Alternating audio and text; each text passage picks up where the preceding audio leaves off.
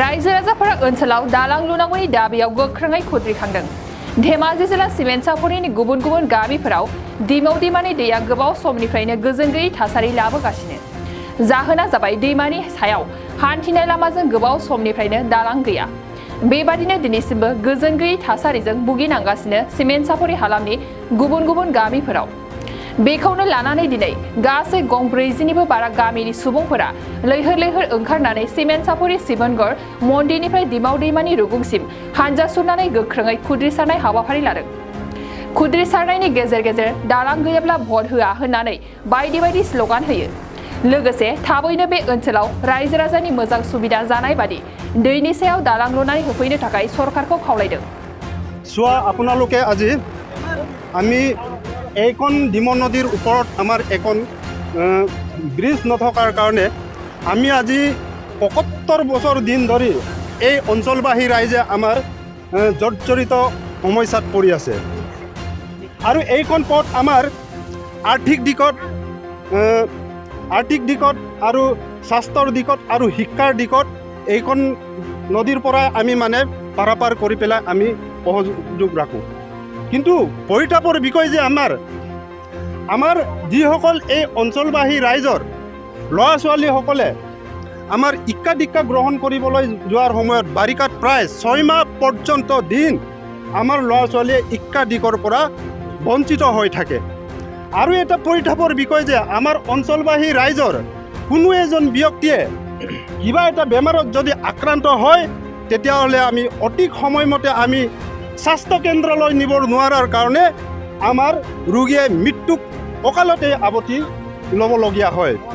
আন দিশৰ পৰা আমাৰ সমস্যা আমাৰ এই বৃহৎ অঞ্চলত দুখীয়া সমাজ আমি এইখন নদী পাৰ কৰি পেলাই চিলাপথাৰত আজিৰা কৰিবলৈ যাওঁ, লেকাবালিত আজিৰা কৰিবলৈ যাওঁ, ডিমৌত আজিৰা কৰিবলৈ যায়, কোনোবা বিজনেছ কৰিবলৈ যায়। কিন্তু পৰিতাপৰ বিষয় বাৰিষাত আমি 6 মাহ পৰ্যন্ত যোগাযোগ যাতায়াতৰ অসুবিধাত আমি নদী পাৰ কৰিব নোৱাৰাত আমি আমাৰ আৰ্থিক দিশত এই অঞ্চলবাসী ৰাইজৰ জুৰুলা অৱস্থা হৈ পৰে। এই বিষয় লৈ আমি বিগত কংগ্ৰেছ চৰকাৰবিলাকক আমি আমাৰ পূৰ্বপুৰুষসকলৰ দিনৰ পৰা আমি বাৰ বাৰ আপত্তি বিপত্তি কৰি আহিছোঁ। আৰু বৰ্তমান যিটো নেকি ভাৰতীয় জনতা পাৰ্টি নেতৃত্বাধীন বিজেপি চৰকাৰ, এই চৰকাৰখনৰ ওপৰতো আমি আপত্তি কৰিছোঁ। কিন্তু বৰ্তমানলৈকে আমাৰ একো ফলপ্ৰসূ হোৱা নাই। আৰু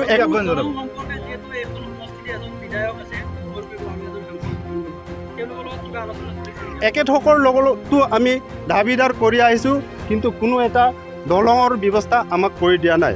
গতিকেলৈ এই চেনেলৰ যোগেদি আমাৰ অসমৰ মুখ্যমন্ত্ৰী আমাৰ সৰ্বানন্দ সোণোৱাল ছাৰলৈ আৰু আমাৰ বিধায়ক আৰু সংসদ মহোদয়সকললৈ আমি এই বৃহৎবাসী অঞ্চলৰ ৰাইজে বিনম্ৰভাৱে আপোনালোকক প্ৰাৰ্থনা কৰিছোঁ, বিনম্ৰভাৱে আপোনালোকক অনুৰোধ কৰিছোঁ, আমাৰ আজিৰ কাৰ্যসূচী আপোনালোকে সফল কৰক।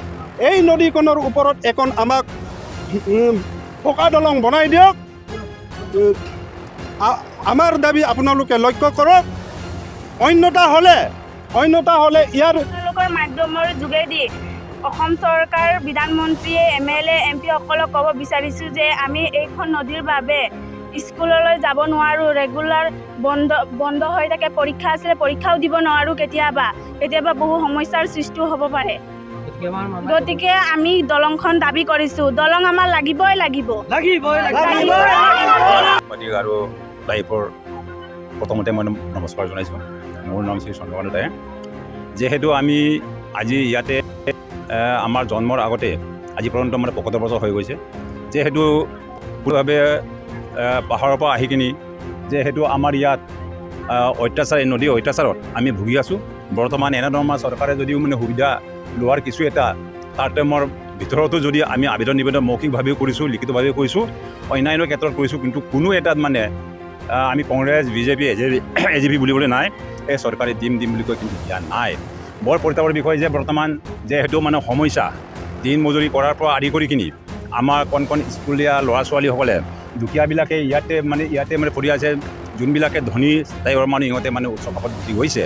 বৰ্তমান আমাক হয়তো কৈছে আমি MLA মিনিষ্টাৰৰ মানে তৰফৰ পৰা আমি শুনি পাইছোঁ এইটো বেকৱাৰ্ড জেগা বুলি। গতিকে আমাৰ এই বেকৱাৰ্ড জেগাটো ইহঁতে উন্নত কৰক বুলি আমি আশা কৰোঁ। তথাপিতো ইহঁতৰ লগত আমি মানে অস্থিৰ ভাষাৰে আমি মানে প্ৰয়োগ নকৰিম। গতিকে আমি বৰ লজ্জিত। গতিকে আমি ইয়াৰ পৰা যদি মই ছোৱালী আন এটা জেগাত দিবলৈ গ'লে মানে বেকৱাৰ্ড জেগা বুলি কয়, আৰু ইয়াত যদি মই ছোৱালীক দিবলৈ হ'লেও বেকৱাৰ্ড জেগাৰ মানুহ বুলি কয়। গতিকে এই সমস্যাটো যাতে নেকি আমি এই চৰকাৰৰ মানে বৰ্তমান চৰকাৰ, যিহেতু আগৰ চৰকাৰবিলাক নোৱাৰিলে, বৰ্তমান চৰকাৰে যাতে নেকি আমাক এই দিবন নদীখন যদি মানে ফুল দলং নিৰ্মাণ কৰি দিলে আমি সুখী হ'ম বুলি ভাবিছোঁ। আৰু এটা কথা, ডেলিভাৰী ক্ষেত্ৰতো ইমাৰ্জেঞ্চি কিছুমান মানে কেছ থাকে বেমাৰৰ ক্ষেত্ৰত, এই ক্ষেত্ৰত চাওক আপুনি এই নদী আমি জাপ মাৰিলে পাওঁ যাওঁ, কিন্তু ইয়াৰ পৰা মানে পাৰ কৰিব নোৱাৰে। আমি পুলি বজাৰৰ পৰা আদি কৰি কিন্তু তাত মই ঘূৰি গ'লে 30 কিলোমিটাৰ মানে ঘূৰিব লগা হৈ যায়। গতিকে এই কিছু মানে তাৰতম্য ইমাৰ্জেঞ্চি কেছত আমি মানে সময়মতে আমি মানে পাব নোৱাৰোঁ। গতিকে আমি এতিয়া লাগে ইমান মই মানে বহলাই নকওঁ, হয়তো মিটিং আকাৰে হ'লে আমি মানে বহলাই ক'লেও হয়। আমাৰ দুখৰ কথাটো হয়তো আমি মানে মাতাৰ গাম, গালৰ গাম, কঁকালৰ গাম পেলাইও আমি মানে কিছুমান কথা আমি অৱগত কৰিলোঁ হয়, কিন্তু সময় নাই। গতিকে আমি ইমানটো নকওঁ। গতিকে এতিয়া আমাক দৰকাৰ, যিহেতু দলে হওক বা সজাতীয় হওক, এতিয়া এই ভিতৰত চাচোন আপোনাৰ মানে বড়োৰ পৰা আদি কৰি মিচিং, বঙালী, কছাৰী ইত্যাদি, ৰাভা, হাজং ইত্যাদি ইয়াত মানে শ সম্প্ৰদায় শ লোকে ইয়াত মানে বসবাস কৰি আছে, কিন্তু গোটেইটো হ'ল আমাৰ মানে দিন মজুৰি কৰা মানুহে।